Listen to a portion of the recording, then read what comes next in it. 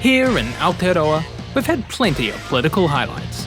From being the first to allow women to vote, to our fight to be nuclear-free. We even had trans trailblazer Georgina Bayer sworn into our halls of governance in 1999. Lately though, the highlights seem to have been eclipsed by lowlights. Politicians determined to turn the lives of queer and trans folks into a living hell. All over the motu and all over the world, our community is asking one thing. What the actual... My name is Perrin Hastings. I'm an animator, game master, and trans feminine creature of the night. In this series, I'll be diving deep into the everyday struggles surrounding gender and biological sex to see how we define ourselves, what it's like to live life in transition, and to give you a healthy crunch of comfort in this batshit crazy world. This is the Gender Agenda.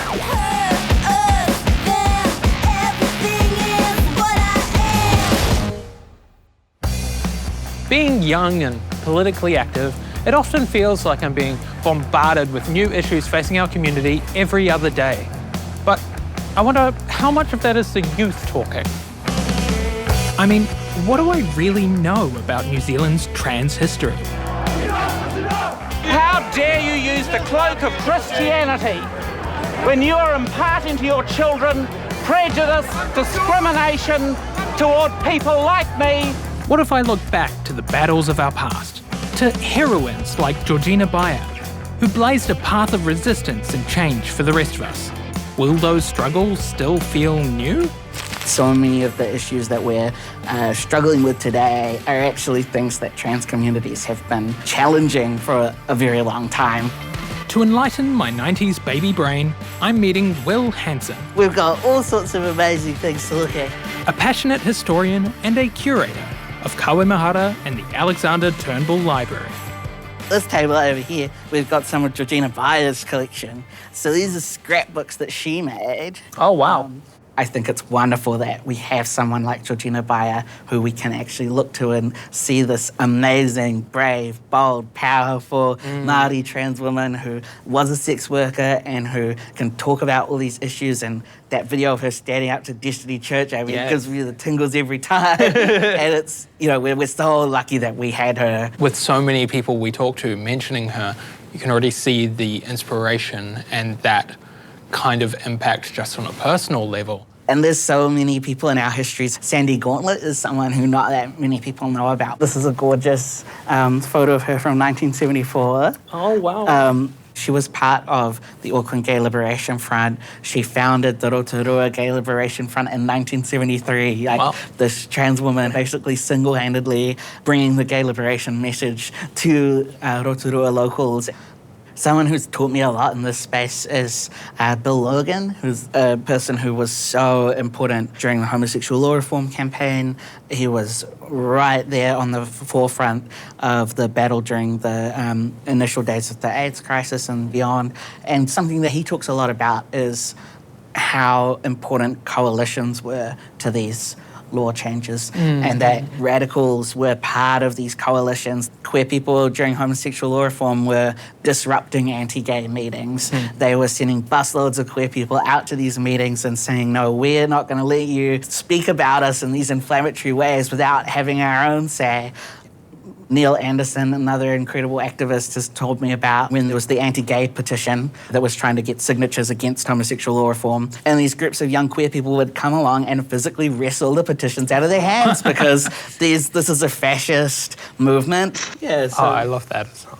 We have these beautiful, incredible, inspiring histories of bravery and action and struggle. We are not passive, we are active, and in 50 years' time, people will be looking back at us today.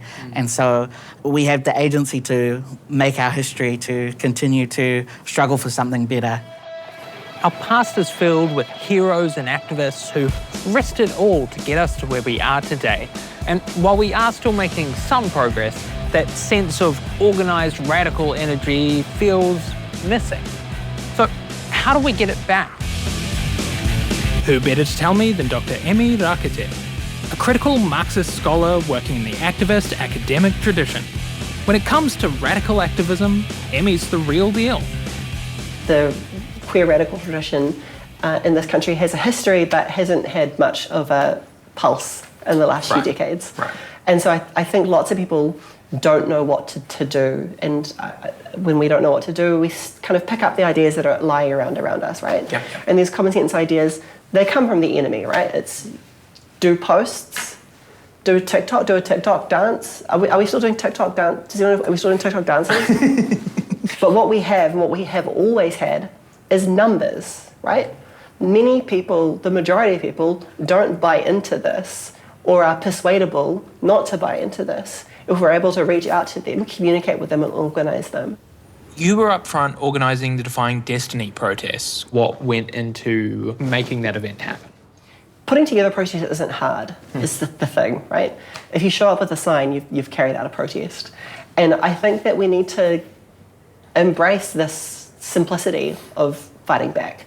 I don't think that step one should be in our minds conceptualising the best and safest possible protest before we ever do anything. So it's not good to be safe? Safetyism. There's this argument that it's not safe to fight back, right? It's not safe for us to fight back.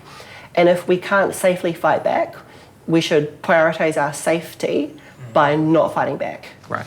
And this line of argument is really, really persuasive because it's liberal, right? It picks up these common sense ideas about safety, about responsibility, about kind of individual rights, the outcome of which is to say, when they attack us, go home. Right. Go home and wait for them to drive us out of public life, make it impossible to exist as a queer person, go home and get back into the closet. Yeah. I think an openness to unsafety is an important step in this. Our options are not safety or unsafety. Actually, those options aren't on the board. There's no choice that we can make that lets us just, with no costs to ourselves, be safe from here on out. Right. Yeah. Our choices are unsafety now or total obliteration later. Well, shit. What's the plan? Because I don't like the sound of total obliteration. If we're going to beat this and reignite our collective fires, we need to be together. Our K-Road whānau knows the importance of paying tribute to our past and preparing for the fights of our future.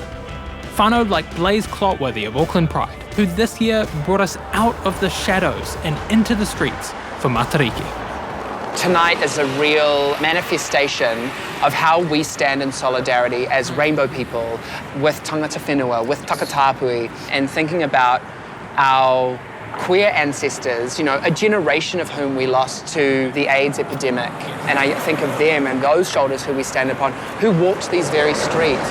And we've seen quite a turnout tonight as well. Faces of various different kinds, different ages, everybody coming out and celebrating tonight. How have you felt that energy? Oh, it's been beautiful. Yeah. It's been just so beautiful and so energizing. You know, our rangatira of the future are walking alongside us in this journey. They're leading us tonight and always, but especially tonight on the street. And it's so special to be connecting in with them as they experience the activations too. What a beautiful, fresh inspiration to have as we look forward.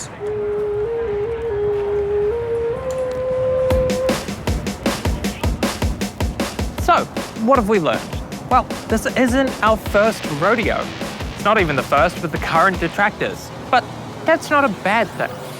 Hell, I came into this season struggling with what I thought were new challenges, from a brooding world to brand new labels, and even a loss of hope that I'd ever be able to find true, meaningful love. But with every problem came a series of fabulous folks ready to help me via their own stories.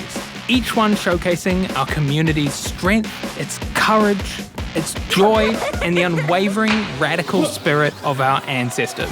They reminded me that our communities have faced these foes before, and every time they think we're out for the count, we've bounced back with the most bedazzled uppercut you've ever seen.